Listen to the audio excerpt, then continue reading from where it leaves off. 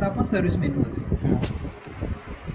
हे service lock calibration त्या दोघांमध्ये जायचं नाही. तुम्ही काय माहिती आहे, याच्यात गेले म्हणजे तुम्ही थोडंसं याच्यात गेले तर काय होणार, आउट ऑफ कॅलिब्रेशन होईल मशीन आणि ते वर्क नाही करणार. त्याला एक पद्धत आहे कॅलिब्रेशनची. तुम्ही प्रिव्हेंटिव्ह मेंटेनन्समध्ये जाऊ शकतात, कॉन्फिगरेशनमध्ये जाऊ शकतात, जनरलमध्ये जाऊ शकतात आणि सिरियल पोर्टमध्ये जाऊ शकतात. याच्यात तुम्हाला काहीच करता येणार. जेव्हा आम्ही कम्प्युटरला कनेक्ट करतो त्याच्यासाठी ही लागतो सिरियल पोर्ट फॉरवर्ड करतो आम्ही. याच्यासाठी तुम्हाला गरज नाही.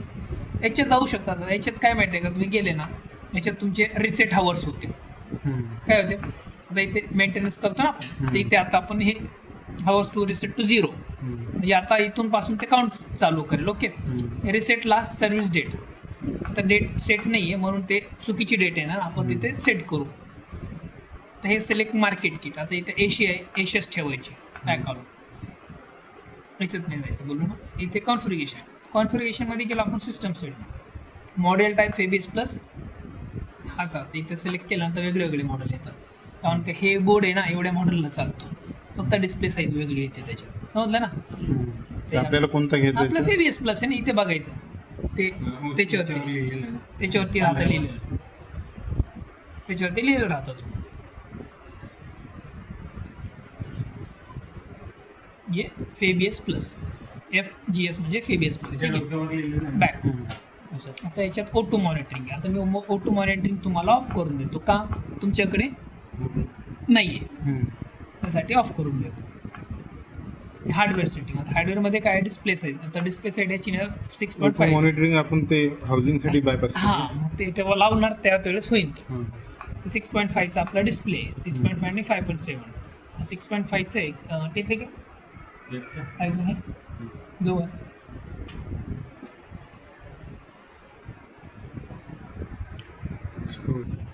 6.5चा डिस्प्ले आपण सेट केला.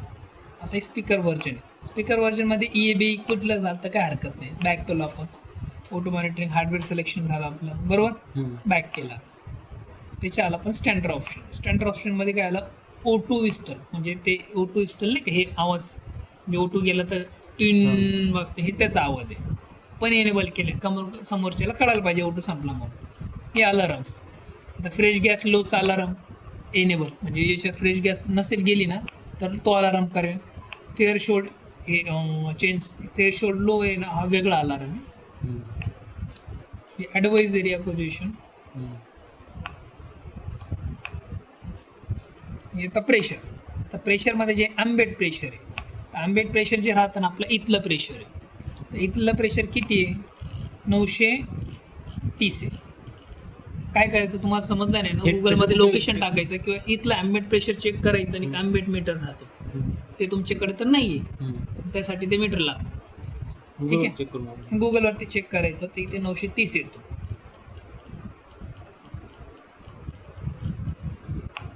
ठीक आहे, ते ॲम्बेड प्रेशरच्या हिशोबाने काय करतं, ते मशीनला माहीत पडतं की हे एरियात एवढं प्रेशर आहे. तर ते आतमध्ये ना तर त्या प्रेशर सेन्सरवरती ना हे करतं, प्रेशर सेन्सरवरती एक्झॉस्ट करण्यासाठी ते रेफरन्स घेतो. हे झालं. आता हे प्लॅटो मीन्स इथे आहे ना एक प्लॅटो प्रेशर येतोय. कशासाठी येतं, अनिस्थेटिकला बघायला. इथे आहे ना मीन आणि प्लॅटो, तर लोक प्लॅटो ठेवतात, अनिस्थेटिकचं पार्ट येतो. झालं बॅक. तर हे आपला सिक्युअर ऑप्शन. सिक्युअर ऑप्शनमध्ये तुमच्याकडे जे मोड असेल ना ते मोड्स राहतात. आता याच्या सेटिंगमध्ये आपण जेव्हा जाणार ना तर हे साईड डिफॉल्ट पासवर्ड 8088. ओके, मी बॅक करतो ह्याच्यात जातो, सेटिंग्समध्ये जातो. तर डिफॉल्ट सेटिंगमध्ये जाऊन कॉन्फिगरेशनमध्ये येतो, टाईम सेट. आता टाईम किती वाजले, 8:54, 8:45, 8:46 चालतं काय, PM. Okay, date format, time format AM time date set. पहिले डेट सेट करायच्या अगोदर आहे ना, नाही डेट सेट करायच्या अगोदर आहे ना डेट फॉर्मॅट चेंज करायचं, जे आपल्या इथे लागतात ना, DDMMYY. त्याच्यानंतर डेट सेट किती आज, एक आहे ना, 10 आहे का, 9 आहे. तारीख किती, नाही 24 वर्ष 24 सर्व्हिस डेट करा करू बॅक नाही येत ना, एकदा पुढे झाला ना तो बॅक नाही येत. अच्छा. असं इथं कन्फर्म केलं ना तो रिटर्न नाही येणार जोपर्यंत पूर्ण सिक्वेन्स क्लोज नाही करणार. एक EMI किती तारखेला येतो? 2. म्हणजे 1 तारखेला पहिलेच पेमेंट टाकून ठेवायचं. त्यांचं पण तुमचं पण 2च आहे ना बजेटचं. हो. ओके. डेट लँग्वेजमध्ये US इंग्लिश ठेवायची, बाकी चायनीज आपण झाली ना कधी मराठी आहे ना, तर ते तुम्हाला पहिले ते आणि ते MBBS मराठीत करून यावं लागेल. चायनीज करायचं होतं. प्रेशर युनिट CMS2 म्हणजे वॉटर लेवलचं सेंटीमीटर वॉटर लेवल. ठीक आहे, तर इथे ना आपल्याला पाहिजे millibar M bar. Okay. Acquisition confirmations acoustic on आणि वेव फॉर्म आहे ना फील्ड ठेवायचा फील्ड. ओके. हे नॉर्मल आणि फील्ड ठेवल्यानंतर पूर्ण भरून येतो. हे झालं आपलं बॅक. तर इथे डिफॉल्ट सेटिंग आहे. डिफॉल्ट सेटिंगमध्ये काय होतं? 8088 8088 काय नाही बोललो 8088 होता का दुसरा होता? हे आले याच्यात. ओके. तर व्हॉल्यूम सेटिंग म्हणजे हे डिफॉल्ट सेटिंग आहे की जेव्हा मशीन चालू होणार ना तर किती व्हॉल्यूम यायला पाहिजे? इथे यायला पाहिजे 450. ओके. मॅक्सिमम प्रेशर किती यायला पाहिजे? इथे 40 पण कोणी पण सहन करू शकतो, तर 40. मॅक्सिमम ब्रीथ किती पाहिजे? इथे 12. ठीक आहे. 1:2 रेशो PP ते पाहिजे मिनिमम 5. डिफॉल्ट झाली. ठीक आहे.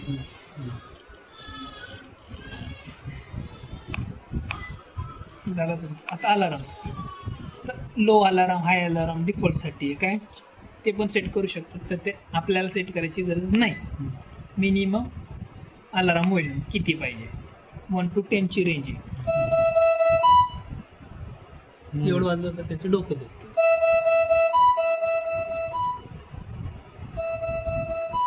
बस ते बोलले ना आवाज कमी करून तेव्हा कमी कर. रिसेट फॅक्टरी ह्या नाही करायचा. पूर्ण डेटा ते डिटेक्ट जातो कधी कधी. त्याच्यात प्रेशर कंट्रोल हे जे मोड राहतं ते पण निघून जातं. याच्यात ते मोड नाही का मग त्याचं हे चेंज झालेले आहे, बोर्ड चेंज झालेले म्हणून याच्यात हे मोड नाही आहे. पण आता बॅक येऊ. हे झालं तुमचं सगळ्याचं दाखवलं तुम्हाला. आता बॅक येतो. बॅक म्हणून झालं.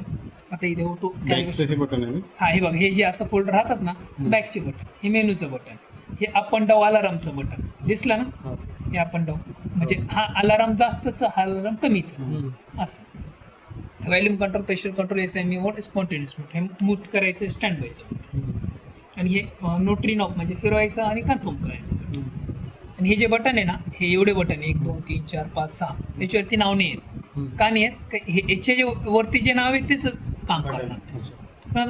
इथे रन सिस्टम टेस्ट तो त्याचंच काम करेल. इथे रिस्टोर डिफॉल्ट ते त्याचंच काम करेल. अलाराम ॲक्सेस लॉग ते इथेच काम करेल. म्हणजे काय काय अलाराम आले होते नाही का इथे आपण क्लिअर करायचं. आता समजा क्लिअर केलं. आता इथे O2चा मी तिथून डिस्प्ले डिसेबल केला ना म्हणून तर आता कॅलिब्रेशनचा नाही आला इथं. हे गेला पॅरामीटर्स. ठीक आहे. फ्लो कॅलिब्रेशन करताना हे काढायचं इन्स्ट्रक्शन फॉलो करायचे याच्यावरती जे सांगितलेले. अच्छा. हे क्लोज करायचं. हे बघा हे close all fresh gas control 1 हे कंट्रोल 1. ठीक आहे. त्याच्यानंतर remove expiratory hose from breathing system. हे एक्सपिरेटरी इथून काढून घ्यायचं रिमूव्ह करायचं असं बाहेर करून ना. To start flow sensor calibration to press not remove okay करायचं. ठीक आहे. आता आपण चालू करायची का मशीन? हो. हे इथून चालू करू आपण. To sensor fill. ओके. हे कंट्रोल प्रेस करायचं त्यावेळेस चालू होऊन जाईल. व्हॉल्यूम कंट्रोल असं करायचं आणि हे दाबायचं.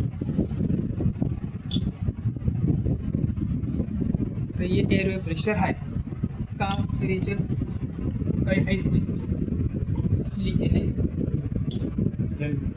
हे नाही तर तो लिहितं. आता व्हेंटिलेटर होते दिसलं. इथे पीप किती पीप 0 इथे आपण ठेवू 5. आता 5 पीप यायला पाहिजे.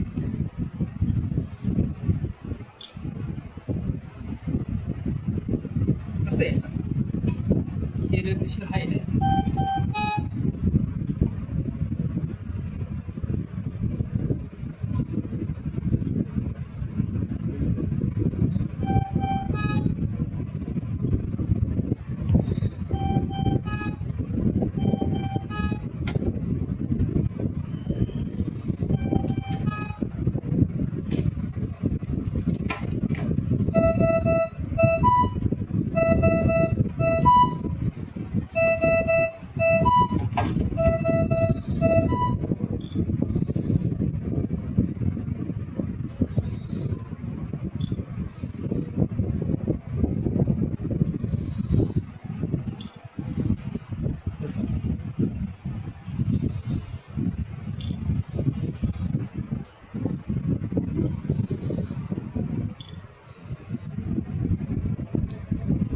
आपल्याला कोणत्या पार्टचं काय नाव आहे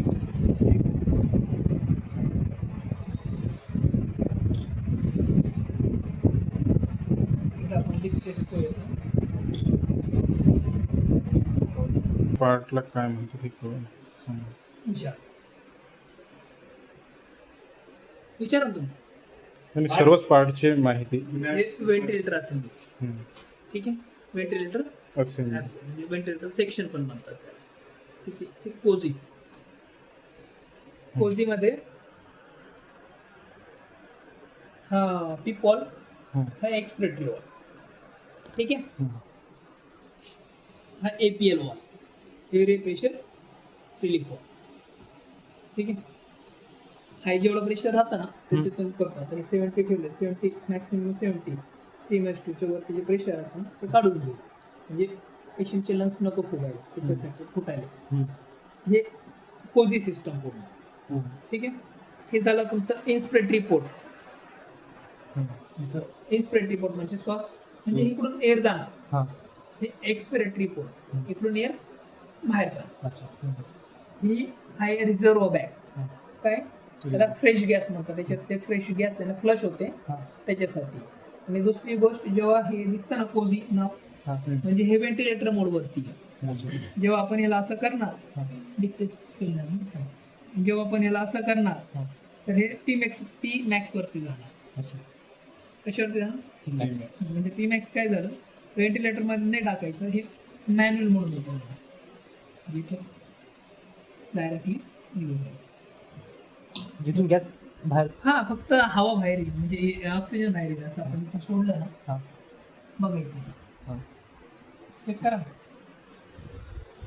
हो. दिसलं.